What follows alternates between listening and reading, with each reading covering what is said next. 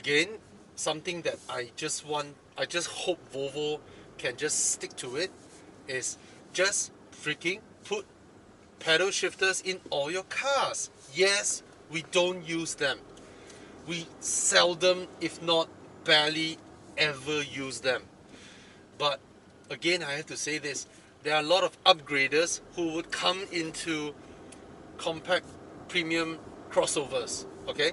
That is the entry point now for premium cars, no longer the sedan counterpart taking that role, is the crossovers. A lot of would-be upgraders, they come from Hondas, they come from Toyotas, they come from Mazdas, and all of those cars come with pedal shifters now. They too know that consumers don't use them, but in that segment, in the mass market segment of Hondas and Toyotas, the pedal shifter is seen as a luxury thing, as a luxury item. Okay? Why? Because the car they had before that, the B segments, right? The Peroduas, the Protons, they never had them. So with these cars improving so much, right? The Protons and Peroduas, actually Proton X70, X50, is like outright premium car levels of finishing. But I'm saying their Sagas and Myvis and Axias and all that. With these cars improving so much, the Japanese car makers have to include certain things that let them feel that they have upgraded. That's what I meant. So from there to here, you ought to add that in, regardless of whether people use it or not. For me, even though modern transmissions are so smart now that when you apply braking, they just downshift, alright? But you have to know this. Average person, we brake moderately. We're not used to stomping the brake pedals. If you stomp the brake pedals, of course the ABS would come in, of course the transmission would felt it, and then the transmission might jump 3 gears down or 2 gears down just to hold the car. But for average people, they brake moderately. So for me, I would prefer to, brake my car, and if suddenly something pops out, I just double downshift. Alright? Okay, pull the pedal shifter out of that equation. How does the car drive? It's a zippy car. It is still a zippy car. Alright? But you can tell now that compared to the 4-cylinder 250 horsepower 4-cylinder that doesn't need any assistance from any electrical componentry, that car is actually faster, even though on paper this one has like 400 Newton meters. Faster as in not doing a test in full acceleration or top speed or whatever. What I mean is that you go through a speed bump and then you reapply your throttle, Yes, the car pulls immediately. The car is pretty responsive in that way, but somehow I just kind of felt that, hey, that's a GTI level kind of performance kind of engine, the old T5. Of course, this one with system output, with a plug-in hybrid, you get another dimension of usage, which means you can go into EV mode. And this is impressive. The XC90 that I had last time, I can only travel about 25 kilometers with a fully charged battery. This one is rated 40 plus kilometers, which translates to real world probably 30. You get another 10 km. Now 30 kilometers is a good range for going to work and coming back. If you have a charger in office, brilliant, you can fully charge it back. If you don't have, it also means that this car can drive 15 km to work in EV mode and return with 15 km in EV mode. That is pretty good. And daily usage, sending the kids to school and back, or buying groceries and back, if you drive moderately, you'll be able to keep the car in EV mode, and then you reach home and then you charge it. Alright, in today's world where petrol is expensive, people start to see that this actually makes sense. Because in the EV, the XC40 EV, fully charging the car costs like 30 ringgit. 30 ringgit for 400 km.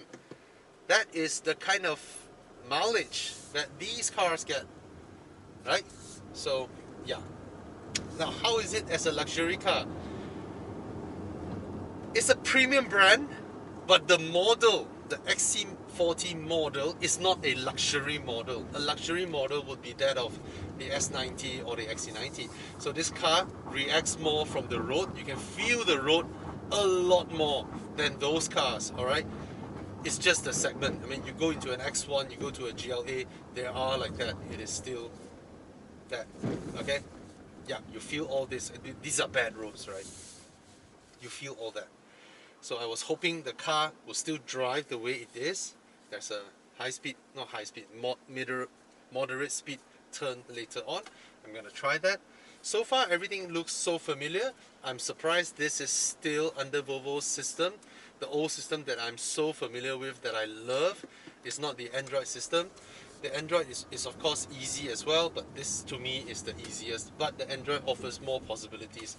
Say for example, in the Android you can say, "Hey Google," but of course this one doesn't respond.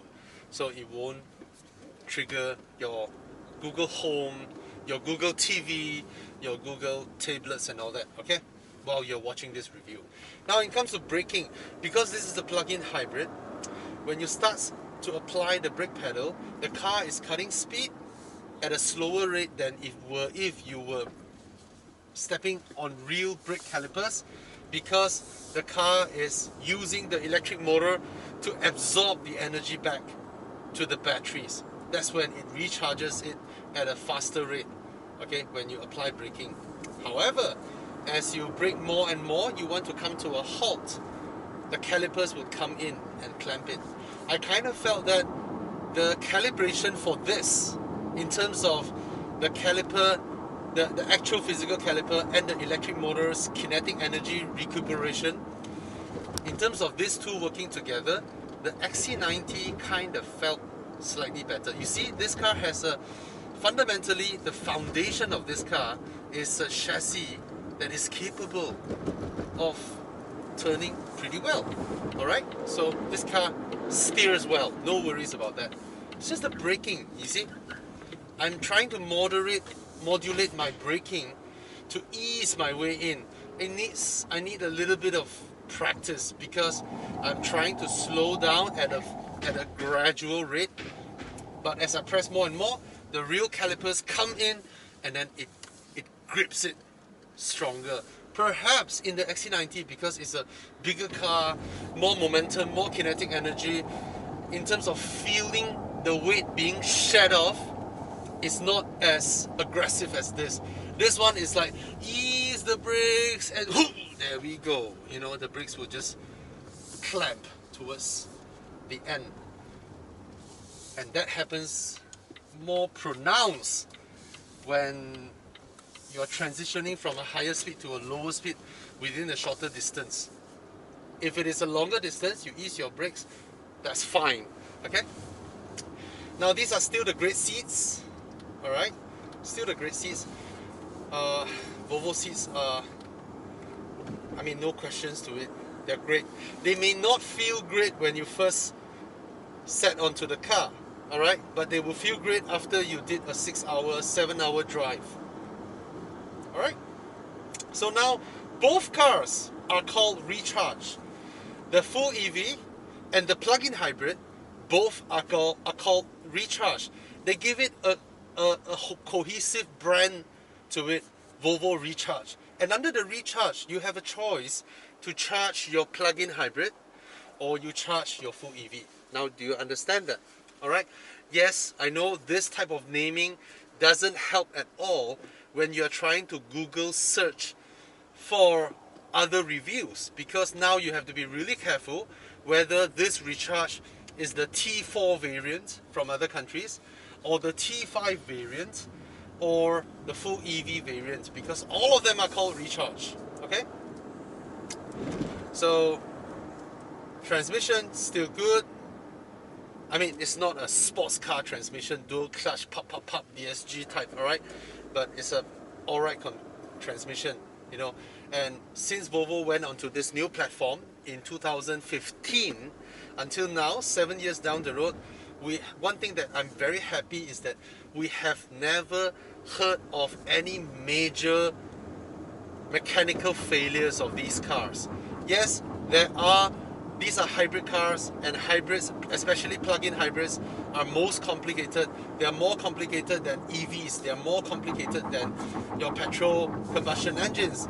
They are just about the most complicated way of making a car run are plug-in hybrids. Okay, put aside fuel cell.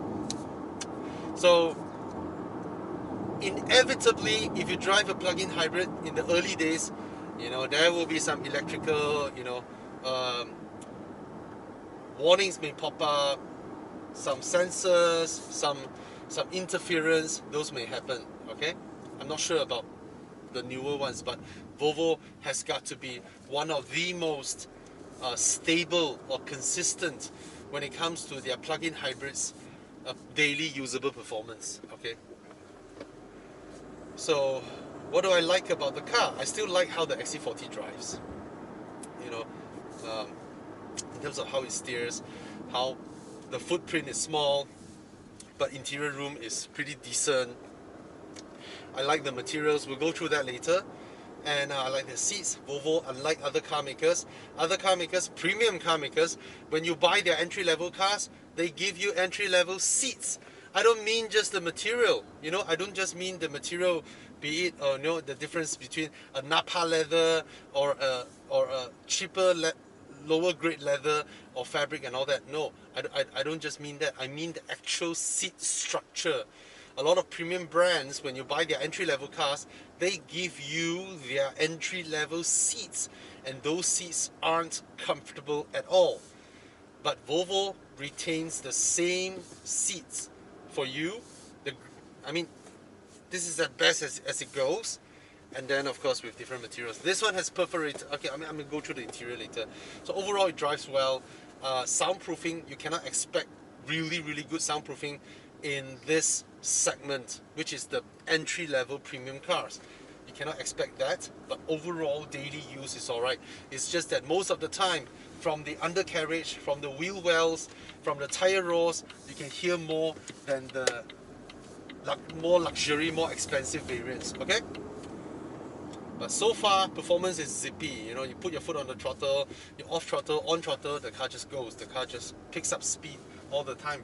It doesn't have severe lag like BMW's 3-cylinder 1.5 in the X1, which is that kind of performance. I cannot call it a premium car, because the X50's 1.5 3-cylinder eats that for breakfast. Okay, so is this engine similar to the X50's engine? I would like to believe so, because both are from the same group.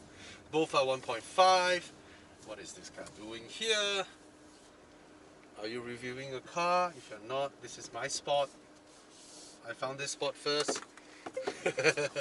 Okay, so I believe it's from the same group. Okay, and they also put the same horsepower, 180 horsepower from paper. Okay, now let's look at the car in a more detailed manner. And yeah, cheers, let's go through the car. When I switched to Pro mileage, in my case, I got 46-47% of savings for that car. Pro mileage was the only one that gave me 5,000 extra value to cover, yet still cheaper, a lot less. Turn up!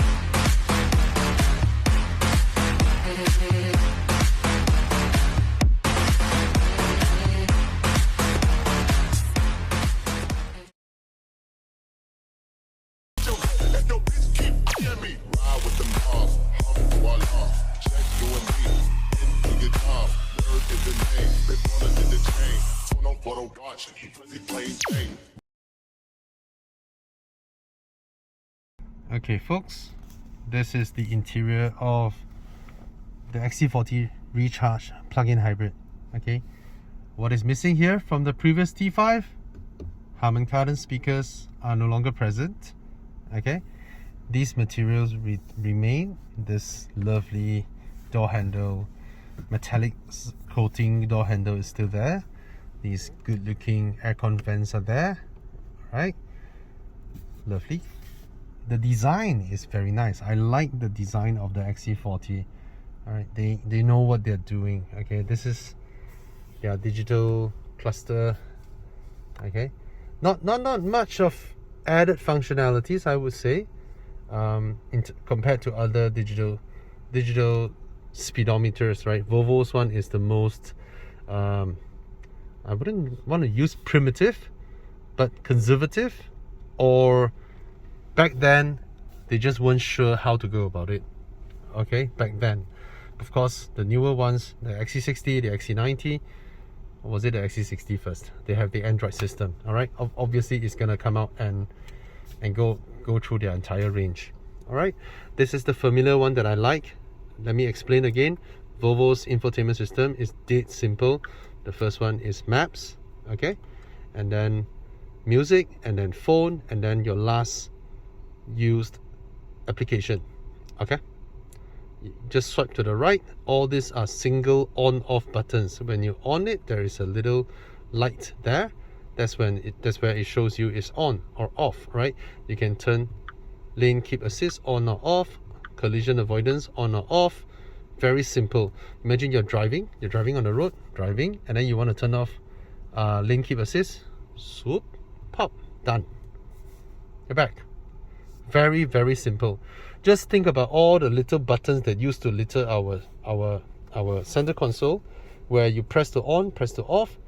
All that is on the right side. Okay, there are 3 screens, 1, 2, 3, and then for hidden menus from the top, swipe down. That's it. Okay, and then here are the apps. This is where you can download new apps and they will appear here. Now Volvo used to, sort of want to have their own system where developers can develop app, but they've sort of gave that up now. They're now going into full Android, and with Android there is a lot of options. Okay, this is also where you can access your Bluetooth app, right? Your Spotify app, your weather app, your radio app. They call it an app. You go in there and set your stuffs, and as you pull this down, I don't know why you still need to press settings. By right, we should pull this down and see this, and then you have your system settings, your car settings, navigation settings, your media settings, and all that. Okay, down here you can adjust your temperature. All right, that's where you do that. That's where you do that as well. Dead simple. This one you adjust where the air comes out, or you want it to recirculate. Okay, this is how Volvo's menu system works. Dead simple. Dead simple. In terms of touchscreen one, this is the simplest to use.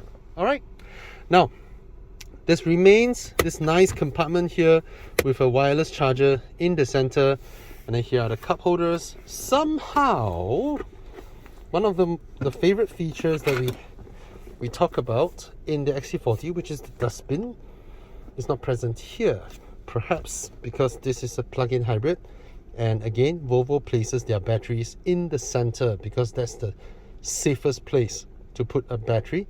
So with that, it reduces the available depth of this console, and they cannot put the dustbin anymore. Okay, now nevertheless, this is still fairly acceptable, considered still a fairly big compartment. Okay, here would be the glove box, and decently sized with a little rubber strap in there, with a Volvo mechanical key hidden here. And what are some of the other stuffs? Right, interesting, is here. See that? There's a little strap. You can put your stuff here. You can hold a pen.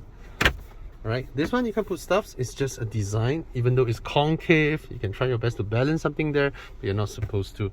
Door bins. My favorite thing about the XC40 is this full width and super wide door bin. The carpets in there were used. They use recycled plastics from the ocean. That's really good. And of course it means the whole thing is carpeted, and it absorbs noise when you put stuffs over there, and it's so big that you can put a laptop there, you can put a giant iPad Pro there, you can put your bottles there. The whole thing is just lovely. The seats are brilliant. All right, this feels like Alcantara, but I don't think it's Alcantara, but doesn't matter, it feels exactly the same as Alcantara. There's a white piping here, double stitch lines, very nice leather, and perforated down there. So it's a very nice seat. Okay, you can also extend this, and then down there, is there anything else? Nope. Okay, up here we get a frameless rear view mirror. We get this one with a lights built in, nice quality, holds your card here. Oh, do we have that little... Oh, yes, we do. So this is what I discovered in... Sorry, I found a cut here just now. Let me show it to you. In the EV version, I discovered this. Look at that. That's a card holder. Okay, and there are two USB ports here. One for charging and data as well. 12-volt socket over here. Start-stop button is here. And then Volvo's cruise control and pilot assist feature is the simplest again in the industry to use. Dead simple.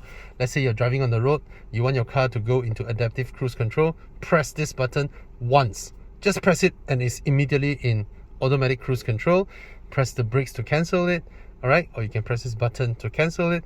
And after you activate your adaptive cruise control, just press right side once, and then you go into pilot assist mode, whereby not only it controls your distance with the car in front, it also reads the marker of the lanes to keep you in the middle of the lane, just to keep you there, assisting you. While of course you need to put your hands on the steering wheel. Volvo doesn't use what do you call that, haptic sensors to sense your hands. They use a torque sensor on the steering wheel. That means when you put both your hands on the steering wheel, no matter how you will move the steering wheel a little bit, they sense that movement, they know your hands are on the wheels, and they will not make noise. Okay, up here, this is the whole safety system suite, all the radars and all that, the sensors, the eyes and all that for you. Here we only have a row of little buttons for next, previous, and then volume adjust. Very simple. Hazard lights are here, the heater for the front and rear windshield, that's it. Drive mode button is here. Remember, Volvo has that lovely knob that changes drive modes, but of course that's in the XC90 and all that. But here you have a little button to press and change the drive modes. Okay, steering wheel feels great to hold. The size is nice for the size of this car. There's no flat bottom here, but then this is a crossover, so it means there is enough height between where you sit and where the steering wheel is mounted. Okay, of course it's telescopic. This is a premium car. Any premium car without telescopic should be doomed. Okay, and this material feels really good. This satin chrome material here, you know, I just run my fingers in and out like that. Love it. A bit sensual. Okay, let's go to the back seats. I don't think they've changed the back seats in any way, but let's go.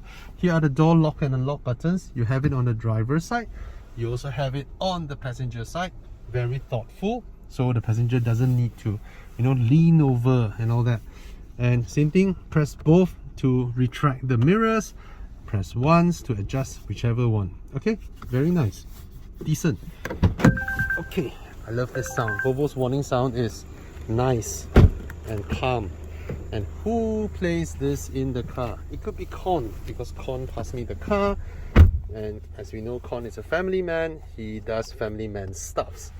Alright, this thing can help me to measure. Okay, anyway, here are the back seats. My feet is size 11.5, so if you're size 9, you should be able to slot nicely in between the base of the rear seats and the starting of the rails over there.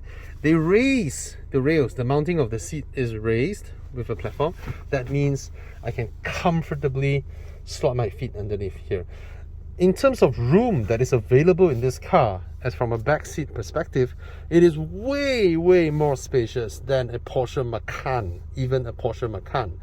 Alright, Porsche Macans are like, the seats are here like really tight, okay?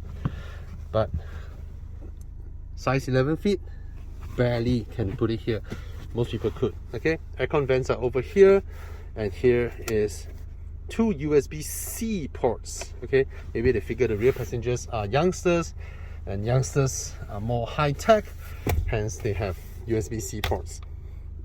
Cup holders and nothing else. Back to what I mentioned about the Porsche Macan. This is the main complaint of all people who looked at the XC40 and then decided to go against it, is that they say the seat backs are very upright. But if you sit on this in this car and then you immediately hop into a Porsche Macan, you will know that the Porsche Macan also has a rather straight backrest. Now, why is it that you don't feel that in the Porsche Macan but you feel it strongly with this car? Because there is more room. When there is more room, as you are sitting here, you have so much room in front of you, you tend to slouch. When you want to slouch, all right, the straight back makes it more apparent that it is too straight. But in a Porsche Macan, because the seats are tight, you sit nicely, obediently like that. You sit straight because the seats are tight. You don't have room to slouch. Okay? But in this car, because it's roomy, when you want to slouch, this feels really straight. Okay? Especially when you want to slouch. Alright?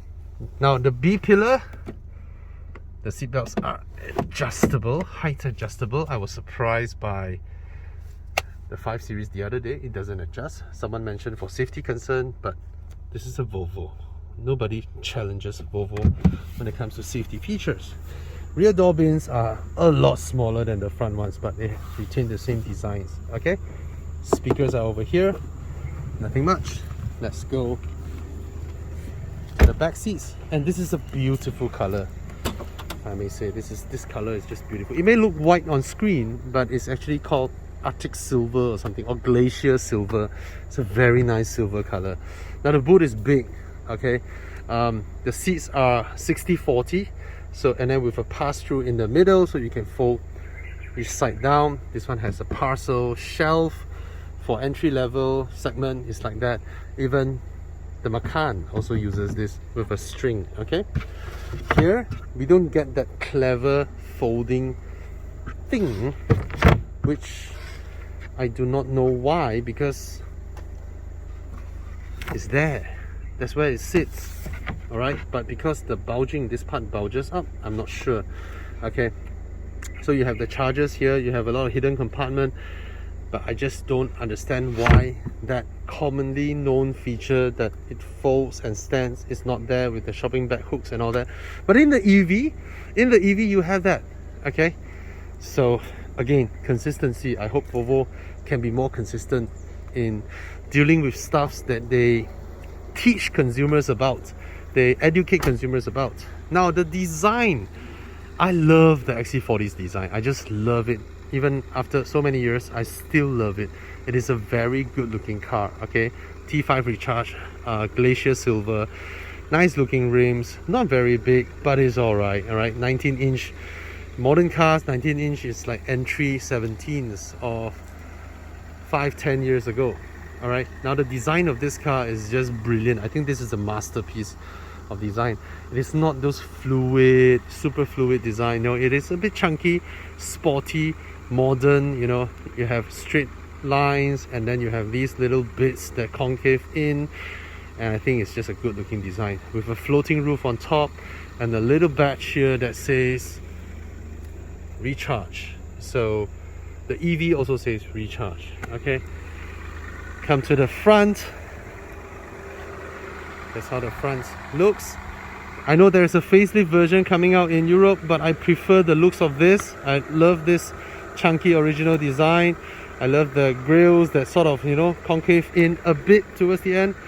And overall, the whole design of this car is just lovely. It's a good looking small runabout, daily runabout, and drives decently well. It's no Macan, okay? It's no Macan when it comes to cornering and driver involvement and all that, alright? But it's not a clumsy car at all to drive. Keyless entry, all doors. Okay, and now that I've charged the battery a little bit, let's go home in EV mode. Okay, see, it's dead quiet now. Let me get back out of the car. This is how the car feels daily. You on it, all you can hear is the aircon. Alright, and then it will just roll quietly and lovely. If you ask me, what's the advantage of this? Now, let me tell you this.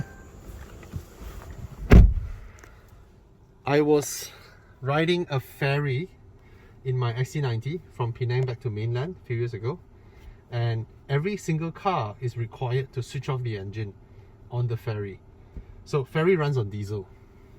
When your car is on the ferry, You switch off your car. Obviously in Malaysia, when you do not get air condition, you have to open your windows. And when we open the windows, the diesel fume just comes in, you know. I mean, on a busy C street, you get all that smell. But my car was an XC90 T8. I'm the only car on the whole ferry that I can switch off my car, and then my car is in EV mode. My kids are listening to music with the aircon blasting on us, comfortably sitting in our ferry. That's a lovely thing. Alright. Okay, so yeah. And this is how Volvo keys looked. If this is the color of your key, this is leather wrap. Okay, if this is that color, your seats will be in this color. So if you spec your seats differently in the different color, your keys will look different, right? And I like this little touch. Now another thing I want to test, which I've done with my hybrids before, is after a long journey, my kids were sleeping in the car and we stopped by the roadside. We want to have something to eat. So imagine I have my kids sitting at the back now, resting, sleeping, and I open the window, close the doors, and because the car is in EV mode, the aircons are on, and then I lock the car and then I close the windows. And the car is now locked, safely sitting in there, sleeping in there while we're having roadside food with my wife. And now I walk back to the car with keys in my pocket. The car unlocks. That's what I like. Okay, let's go home in full EV mode. And now I'm driving back in full EV mode. I put you guys closer to me so I can speak softer, so that you can not hear stuff as much. So I'm driving back in EV mode. There is a gauge that tells me how's my throttle, because if I overstep and it goes beyond that gauge, the engine will kick in. That means I require power. But because we're running on the electric motor, and as everybody knows, electric motor has a lot of torque, I don't need to throttle more to climb this steep hill. I'm remaining my throttle and it goes up this hill easily and in absolute silence, just like the EV XC40 that I tried the other day. Now, given the choice, should I go for this or go for the full EV? I would say if you're buying the XC40 as your one and only car, then this is of course a more flexible choice, especially given that we don't have that many chargers yet. But if this is your second car, that means your family has a big MPV, right? Like a Star X or an XC90 or an Alphard, or you have another 5 Series at home or an E-Class, then you may consider the XC40 EV, because the EV really is enjoyable to drive. The full EV motors are really fast, right? And quiet. And this one, of course, it can do quiet as well, but only for a limited range. Okay, see, it's so quiet. So, do I miss the old 4-cylinder T5? Not at all. Not at all, because comparing petrol combustion engine 3-cylinder 1.5 to 4-cylinder 2-liter, that is, of course, that has a slight advantage, but having a plug-in hybrid system gives this car so much more premium car usability. I feel expensive when I'm rolling about like that, right? It's, again, like what I said, it's a second dimension of usage that I otherwise wouldn't have if I only had the petrol combustion version, the old T5 4-cylinder, and not this.